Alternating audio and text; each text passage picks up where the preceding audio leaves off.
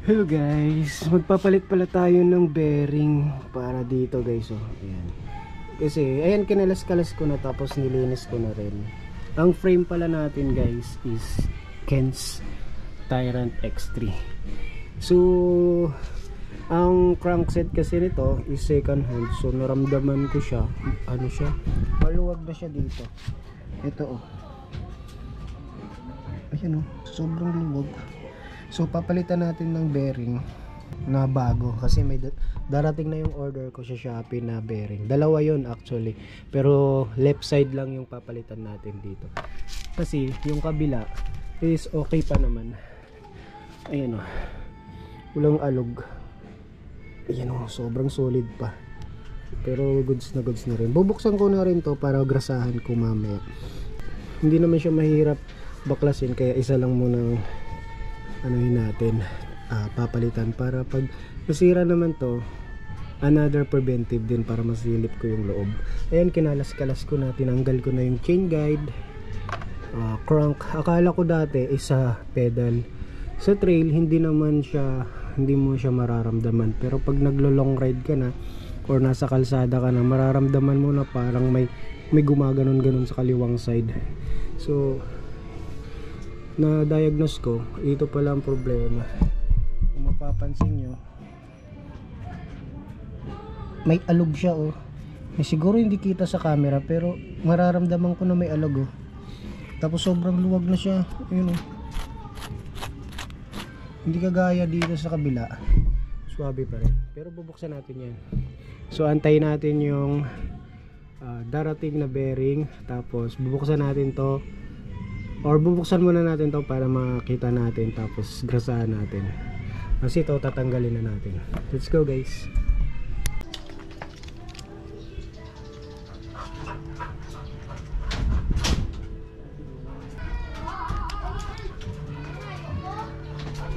Grabe pala guys, wala na pala talaga oh.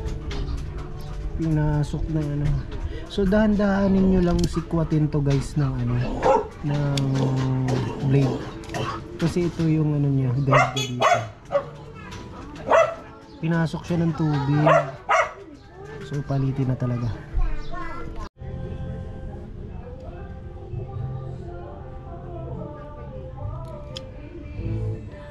Then ito naman yung cover ng bearing, unti-unti mo lang yung tutuklapin. So ito na yung bearing guys oh.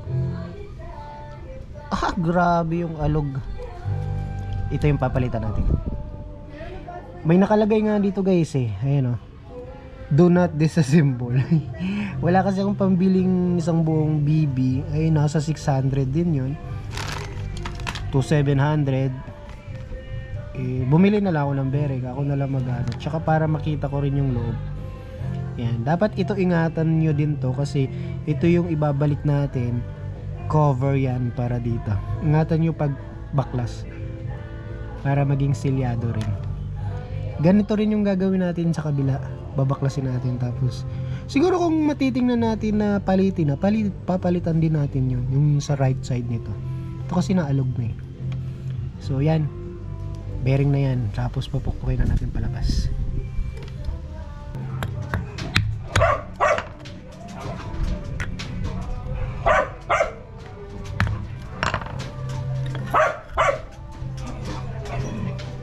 Ayan guys, so ginamitan ko lang siya ng flat screw, tapos susundutin mo to, papuputin para lumabas. Ayan, nakalabas na siya.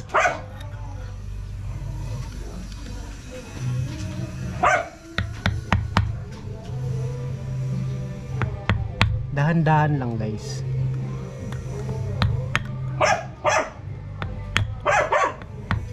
Tapos gumamit kayo ng sangkalang pang ano, kahoy para hindi magastos. Ayun, nakalabas na.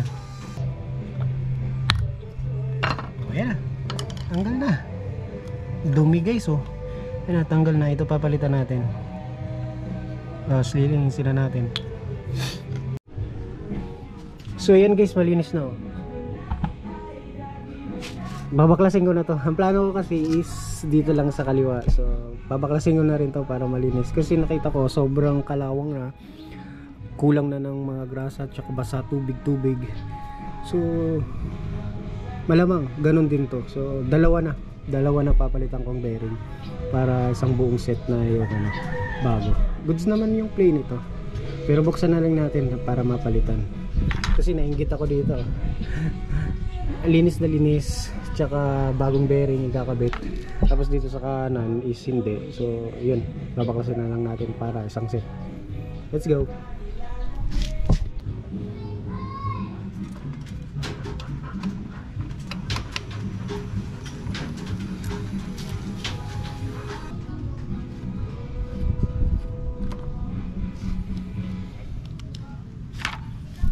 Yan ang baklas na guys. Papalitan na rin natin to.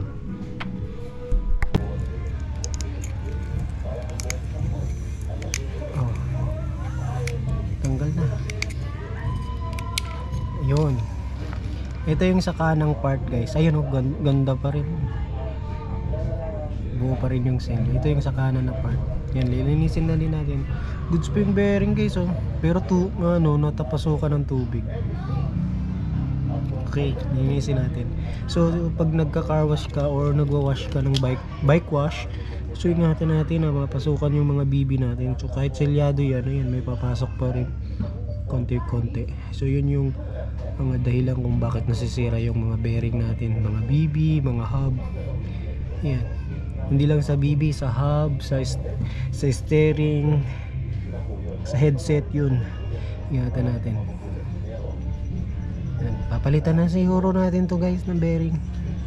Tingnan natin.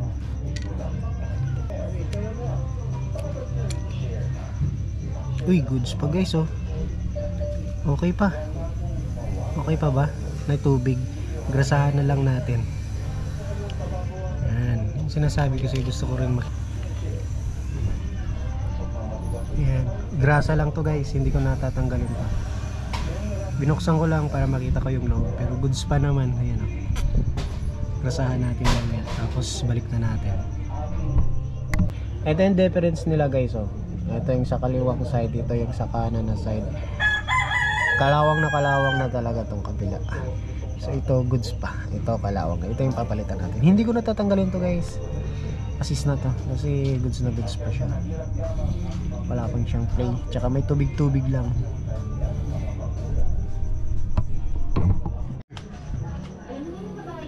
Ito na guys, nalinis na natin. So antay natin dumating yung bearing dito. Parating na for delivery na ngayong araw. Ito yung cup niya, BB niya, tapos yung seal, tapos yung cup ulit para sa seal ulit. Tapos guys, ito mahalaga to guys kasi may o-ring yan, o-ring din dito. Ito yung pro-protecta or magiging saklob niya dito sa gitna. Ganyan yan guys eh. Ayun o dito. Wait lang. Ganyan yan guys eh, ganyan o. Yan. Yan.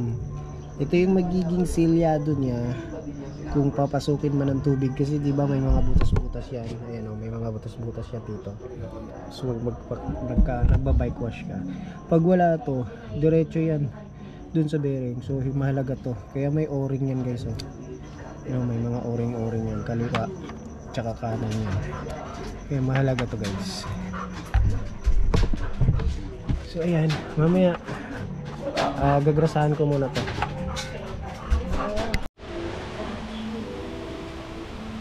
May grasa na guys, tatakpan ko na lang.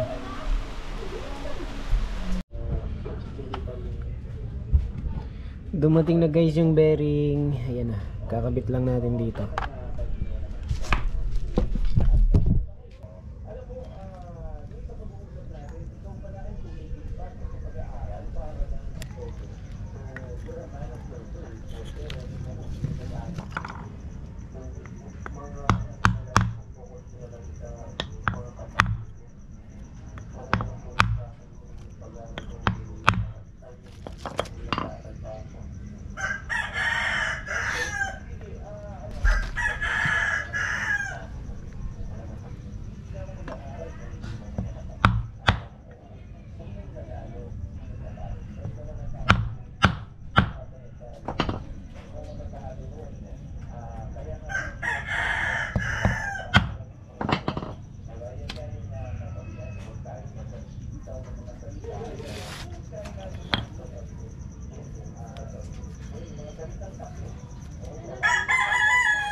Tatanggalin ko yung cover nito guys.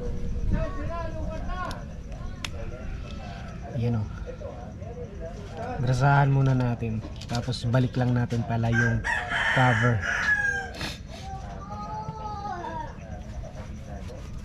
Gumamit lang ako ng kahoy guys para isalpak lang siya.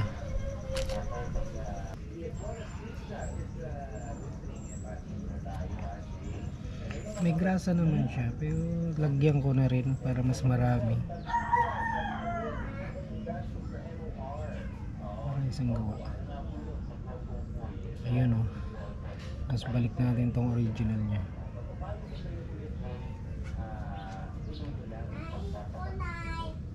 Yun. Tapos syempre yung cover lagyan muna natin.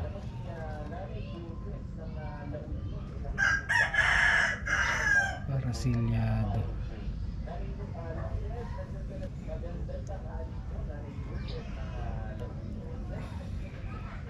Yun. Tapos ito.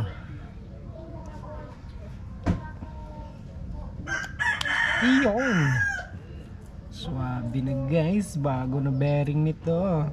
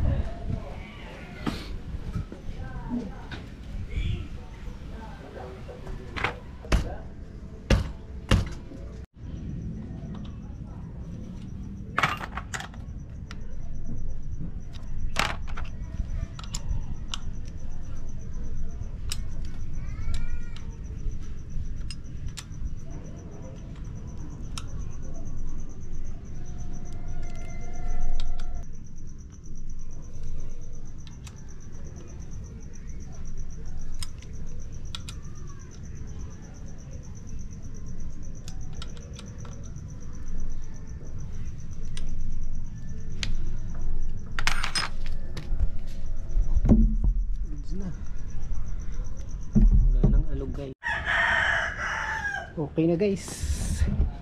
Sulit na ulit. Sulit na ulit guys. Ayan o. Paalang alog yan.